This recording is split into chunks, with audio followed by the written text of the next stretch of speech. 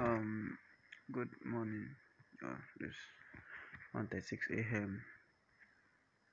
October 13, 2020. So I just want to explain brief note on opening and closing position, and then I will explain market execution.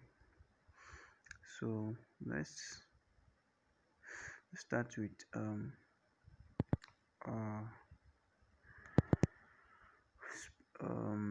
a higher spread currency. So that's way. Okay. Now look at this NZD slash JPY. We can see the ask price with the green line. The ask price is currently at 69.897, and the bid price, which is red line, is 69.844. So if I want to buy this currency, I'll have to buy at the ask price, which is higher than the bid price. And if I want to sell, I'll have to sell at the bid price, which is lower than the ask price. The bid price is actually telling us the current price, the current market price. So I will first try with a sell order, and I will try with a buy order. I can tell you that if you want to open a position, you open a position by clicking on buy or sell. Now for a short trade, your opening position is first is selling. You sell at the opening position for a short trade, while eventually when you close the position for a short trade, it's telling you that you buy back what you sold. But for a long trade, your opening position is to buy, and then your closing position will be to eventually sell what you buy. Okay, this is just like vice versa. So let me first buy this JPY slash NZD slash JPY. You can see that the spread is, see where I'll buy now, and I'll buy, just buy. Okay, you can see NZD slash JPY. This is the NZD slash JPY. You can see the price I buy. You see that I buy at the ask price. So this is my opening position. My opening position is me buying at the ask price. So if I want to close the position now, it means I sold what I buy. Okay, it means I sold what I buy. Also, if I want to sell, it means my opening position is to sell at the bid price, and you can see where I sold at the bid price. So if I want to close the position, it means I buy back. Okay, it means I bought the currency back. So based on this, let's go to market type of execution. As I've said, we have two type of execution. We have the instant execution or the market execution, and we have the pending order. If you want to sell now or immediately on the current market price, all I need to do is just to click on the market execution. So I can click on either the buy or the sell. It will be immediately. Okay, it will be immediately. It will be immediately for market execution. However, for pending order, I don't want to buy at the current market price.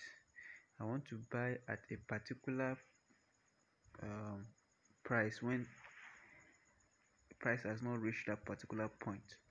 Now I told you that we have the limit order and the stop order. The limit order has sell limit and the buy limit. I'm talking about the sell limit.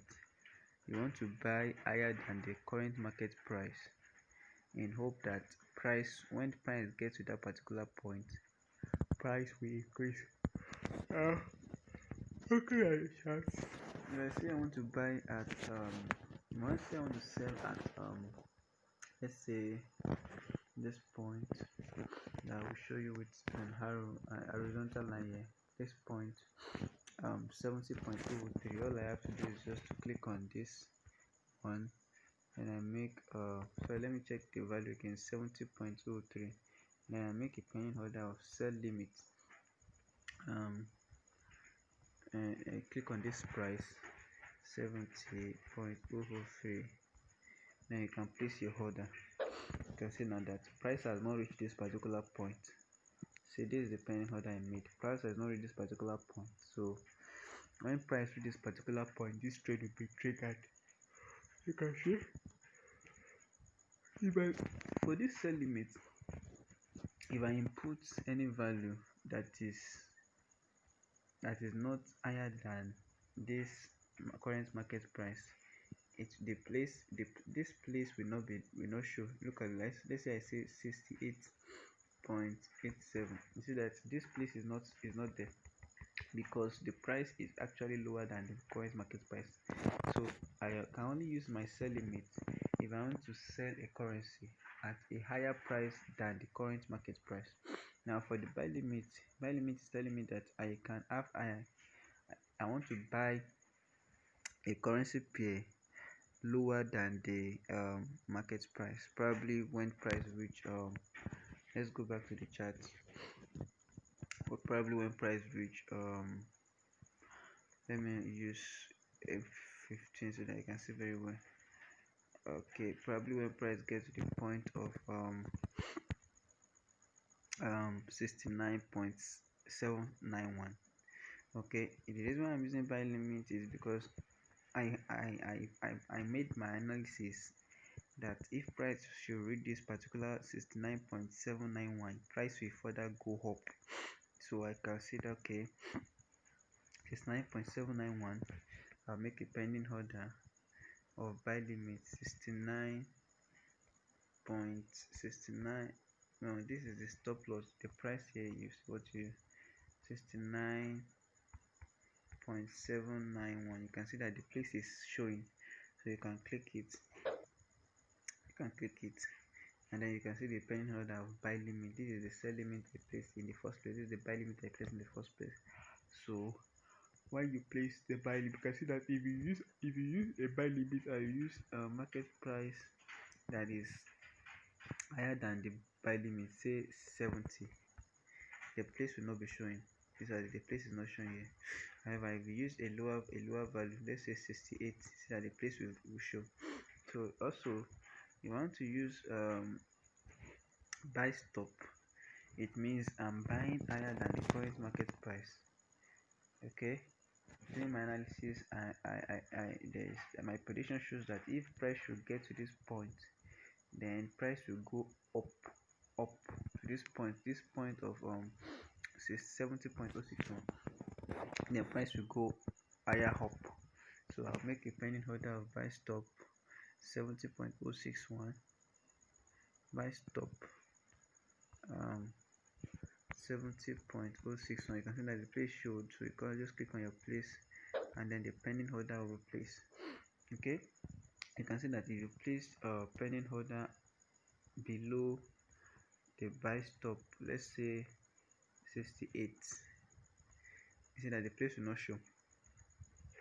And finally, my sell stop is if you want to sell lower than the current market price. Your prediction shows that if price will reach this particular point, or let me just say this particular point, let's use H1.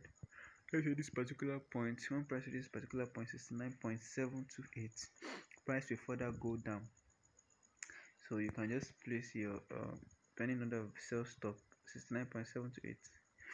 okay, sell stop 69.728, 69.728. You can see that the pending order place is showing. So this is how to place your pending order, and when price reaches this particular point, the trade will be triggered. But remember, okay, we are not there yet, so just note that before. And if you want to delete the order, you can delete it. If you want to modify, you can modify it.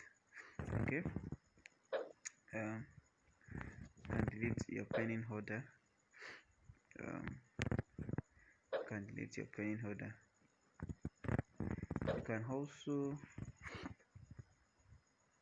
um you can also 68.85. You can also make your expiration date. I told you, GTC is good to cancel. That's what you're going to do manually, or what you've pressed on the chart that's going to do. But you can make a specified date if you want to.